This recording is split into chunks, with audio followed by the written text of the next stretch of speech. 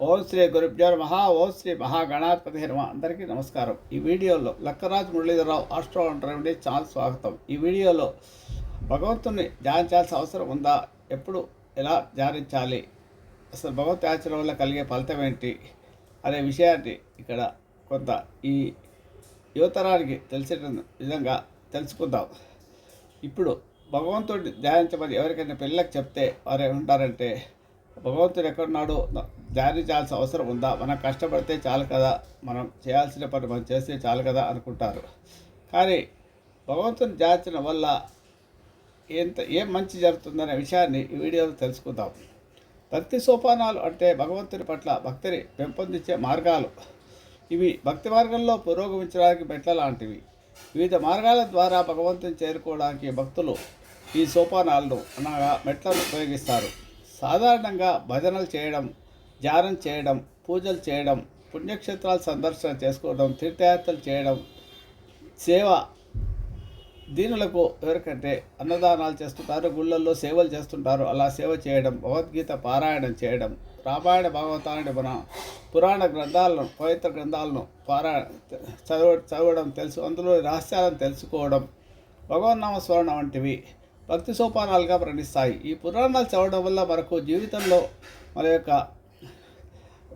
ఎలా జీవించాలి, ఎలా వ్యవహరించాలి జీవితం సంఘంలో అనే విషయాలు చాలా వరకు మనకు తెలుస్తాయి.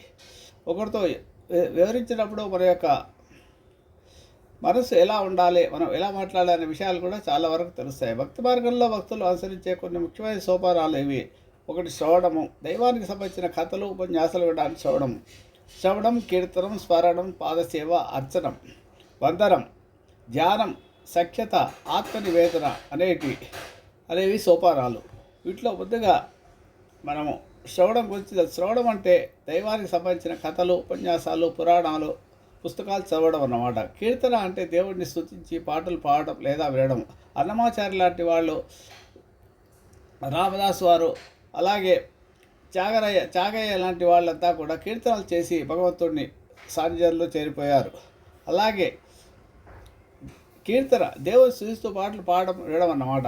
స్మరణ చేయడం, ఏమి లేకపోయినా దేవుడి నామాలు జపించడం లేదా స్మరించడం. దానికి కానీ మనకు ఎన్నో చిన్న స్తోత్రాలు, నామాలు మనకు మన ఋషులు మనకు పురాణాలు ఇచ్చాయి. వాటిలో చాలా వరకు నారాయణ, కేశవ, మాధవ, అచ్యుత, గోవింద ఇలాంటి నామాలు చాలా ఎన్నో ఉన్నాయి. శివకేశవులకు అభేద్యం లేకుండా చాలా నామాలను శంకరాచార్యుల వారు కానీ, పురాణ పురుషులు కానీ, వేదవ్యాసుల వారు కానీ ఎన్నో అష్టదశ పురాణాల్లో మనకు వివరించారు. స్మరణ, దేవుని నామాలు జపించడం వల్ల దేవుణ్ణి చేరుకోగలుగుతాం. పాదసేవ, భగవంతుని ప్రతిమ లేదా విగ్రహాన్ని పూజించడం, విగ్రహ ఆరాధన అన్నమాట. సేవ చేయడం కూడా ఒక మార్గం. అర్చన చేయడం, భగవంతుని వివిధ పదార్థాలతో సమర్పించి అర్చన చేయడం, అభిషేకాలు చేయడం, ఇవన్నీ కూడా అర్చన కిందకి వస్తాయి. వందనం, భగవంతునికి నమస్కారం చేయడం, సాష్టాంగ నమస్కారం చేయడం. ఒక వ్యక్తిని మనం ఒక ఆఫీస్లో పనిచేస్తుంటే ముందుగా ఇంట్లో ఆఫీస్లోకి రాగానే అతను మన ఎదురుగా మనకు ఆఫీసర్ వస్తే అతనికి నమస్కారం పెడతాం కదా. అలాగే మనకి జీవితాన్ని ప్రసాదించిన భగవంతుడికి రోజుకొకసారి నమస్కారం చేసుకోవడం అనేది చాలా అవసరం కదా. గుర్తు చేసుకోవడం అనేది చాలా ముఖ్యం. అసలు మనం ఎలా వచ్చామో, ఎక్కడి నుంచి వచ్చామో అనే విషయాన్ని మనం గుర్తుంచుకుంటే భగవంతుడు అనే వాడిని మర్చిపోకుండా ఉంటాం తప్పకుండా. దాస్యం, భగవంతుడికి దాసులుగా సేవ చేయడం. మనకి ఎవరైనా చిన్న ఉపకారం చేస్తే వారికి 10 సార్లు కృతజ్ఞతలు చెప్పుకుంటూ ఉంటాం. అలాంటిది భగవంతుడు మనకి ఈ శరీరాన్ని, మనస్సును, బుద్ధిని ఇవ్వడం అనేది ఎంత గొప్ప విషయమో. దీనికి న్యాయపైస తీసుకోకుండా చాలా ఉచితంగానే మనకి ఇవన్నీ మనకు కల్పించాడు కదా. మళ్ళీ అలాంటి భగవంతుడిని దాస్యం చేయాల్సిన అవసరం ఉందా? ఎప్పుడైనా మనకు వీలైనప్పుడు అతనికి సేవ చేసుకోవడం కూడా ముఖ్యమే కదా. సఖ్యత, భగవంతుని స్నేహితుడిగా భావించి ఆయనతో స్నేహంగా వెలగడం. ఆత్మనివేదన, తాను దేవునిగా అర్పించుకోవడం. మనలోనే ఆత్మనే దేవుడు అనే విషయాన్ని గుర్తించి మనం అతనికి భగవంతుడికి సమర్పించుకోవడం అన్నమాట. ఈ సోపానాలను అనుసరించడం ద్వారా భక్తులు భగవంతుడితో మరింత గాఢమైన అనుబంధాన్ని ఏర్పరచుకోవచ్చు. భక్తివాహిని ద్వారా భజనలు భక్తిని పెంచే అత్యంత ప్రభావశీలమైన మార్గం అని. ఇది జీవితం ప్రశాంతత, భక్తి మరియు దైవతం సంబంధమైన అనుబంధాలను కలిగిస్తాయని మన పురాణాలు, శాస్త్రాలు చెబుతున్నాయి. అలాగే భక్తి మార్గంలో ఉండేవారు ఇప్పటి ఎలక్ట్రానిక్ యుగంలో డివోషనల్ వరల్డ్లో వారు ఫేస్బుక్ పేజీ ద్వారా భగవంతుని పట్ల విశ్వాస ప్రేమ భక్తి నిండిన ఉదయంతో భగవంతుని అర్హత సాధించగలమని తెలుపుతాయి. దానికి కానీ భగవన్నామ స్మరణ ఎప్పుడు చేయాలి అనే ప్రశ్న అందరికీ తలెత్తుతూ ఉంటుంది. చాలామంది చెప్పేది ఏమిటంటే మనకు సమయం లేదు అని, అవసాన కాలంలో చూసుకుందాంలే అనుకుంటారు. కానీ అప్పుడే భగవంతుడు గుర్తురాడు, మనం చేసే కర్మలే గుర్తొస్తాయి. భగవద్గీతలో శ్రీకృష్ణ పరమాత్మ అంత్యకాలంలో ఎవరైతే నన్ను స్మరిస్తారో వారు నిస్సందేహంగా నన్నే చేరుకుంటారు అని చెప్పబడింది. కానీ వారికి మరుజన్మ అంటూ ఏది ఉండదు అని శ్రీకృష్ణ పరమాత్మ సెలవిచ్చారు. కానీ వారికి పరమాత్మ గుర్తు రావాలంటే జీవితంలో ముందు నుంచి కూడా కొంత సాధన అవసరము. భగవంతుడిని ప్రతిరోజు స్మరిస్తూ ఉండాలి. దీనికి ఉదాహరణగా ఒక ఆయన చివరి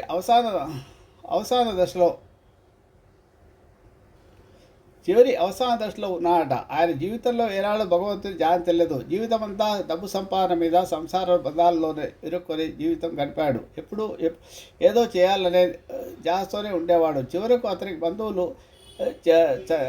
ఈ చనిపోయే సమయంలో నా భగవంతుని తలుచుకుంటే మోక్షం కలుగుతుంది, ఈయన జీవితంలో ఎప్పుడూ దేవుడిని తలుచుకోలేదు కదా అని నారాయణ నారాయణ అనాలనే ఉద్దేశించి ఒక నారకట్టను చూపించారట. ఎందుకంటే ఆయనకి చెవుడు, ఆయనకు వినిపించదు. వీళ్ళు చెప్పిన మాటలు ఆయన అర్థం చేసుకోలేడు.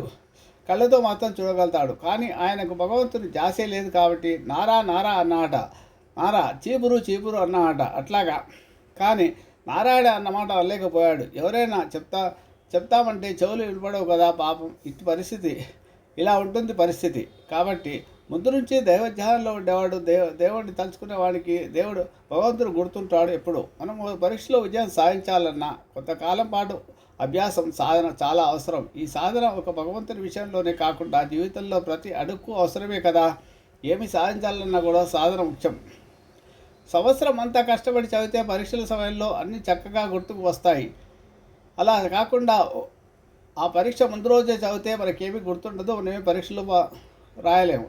తేలిగ్గా ఉత్తీర్ణులు కాగలుగుతాము సంవత్సరం అంతా కష్టపడి చదివితే. అంతేకాని అప్పటికప్పుడు చదివితే ఉత్తీర్ణులు కాలేము కదా. ఏమైనా కొంతైనా అభ్యాసం చేయకపోతే జీవితంలో ఏమి సాధించలేరు. ఒక స్పోర్ట్స్లో విజయం సాధించాలంటే కొంతకాలంగా అతను ప్రాక్టీస్ చేయాల్సి ఉంటుంది. ఆ ప్రాక్టీస్ చేస్తేనే అతను క్రీడా పోటీలలో విజయం సాధించగలుగుతాడు. అలాగే అంత్యకాలంలో భగవంతుడు గుర్తుకు రావాలంటే జీవితకాలం అంతా కూడా మన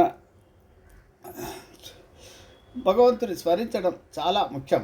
గుర్తు చేసుకోవడం. కష్టం వచ్చినప్పుడు మాత్రమే వెంకటరమణ అని తలిస్తే లాభం ఏముంటుంది? జీవితం అంతా సంసార చక్రంలో కొట్టుమిట్టాడుతూ భగవంతుని వైపే ధ్యాస లేకుండా జీవితాన్ని గడిపేస్తుంటారు చాలామంది. చివరికి దేవాలయానికి వెళ్ళాలన్నా కూడా సమయం వృధా అనేవాళ్ళు ఉన్నారు ఈ ప్రపంచంలో. కానీ ప్రతిరోజు జీవితంలో కొద్ది నిమిషాలైనా భగవంతుని ధ్యానంలో గడిపితే జీవితం అవసాన దశలో మనకు తప్పకుండా భగవంతుడు గుర్తొస్తాడు, ధ్యానిస్తే ఆదరిస్తాడు. దానివల్ల మనసుకు ఎంతో సేద తీరుతుంది.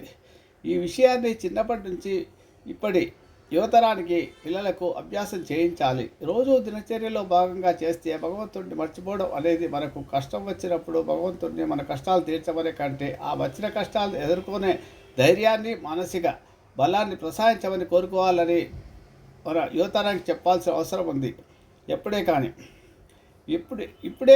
అప్పుడే మన మనస్సు ప్రశాంతంగా ఆలోచించి సరైన నిర్ణయాలు తీసుకోగలుగుతుంది. ఇది సాధించాలంటే ఎల్లప్పుడూ భగవంతుని గుర్తు చేసుకుంటూ ఉండడం, ప్రార్థించడము, నిత్య ధ్యానం చేయడము, కొంత సమయమైనా కొన్ని నిమిషాలైనా మనం భగవంతుడి వైపు దృష్టి మళ్లించి ఉంచాలి. దురాలోచనతో గడిస్తే వారికి అంత్యకాలంలో కూడా అవే గుర్తుకు వస్తాయి. కాబట్టి పరమాత్మ గుర్తురాడు. కాబట్టి అంత్యకాలంలో కూడా పరమాత్మ శరణకు రావాలంటే నిరంతరం భగవంతుని ఆలోచన, చింతన, స్మరణ, ధ్యానము ముఖ్యం, చాలా అవసరము. ఇలాంటి విషయాల పట్ల నిర్లక్ష్యము, సోమతనము ఎట్టి పరిస్థితుల్లోనూ దరికి రానియకుండా చూసుకోవాల్సిన బాధ్యత తల్లిదండ్రులకు కానీ ప్రతి వ్యక్తికి కానీ ఉంటుంది. ప్రతి క్షణం భగవంతుని నామస్మరణ చేయాలి అంటే అప్పుడే భగవంతుని దగ్గర అవుతారు. భగవంతుడిని అసలు మర్చిపోవడం అనే మాటే ఉండడం చాలా ముఖ్యం ప్రతి వ్యక్తికి కూడా. సర్వే జనా సుఖినో భవంతు. శుభమస్తు.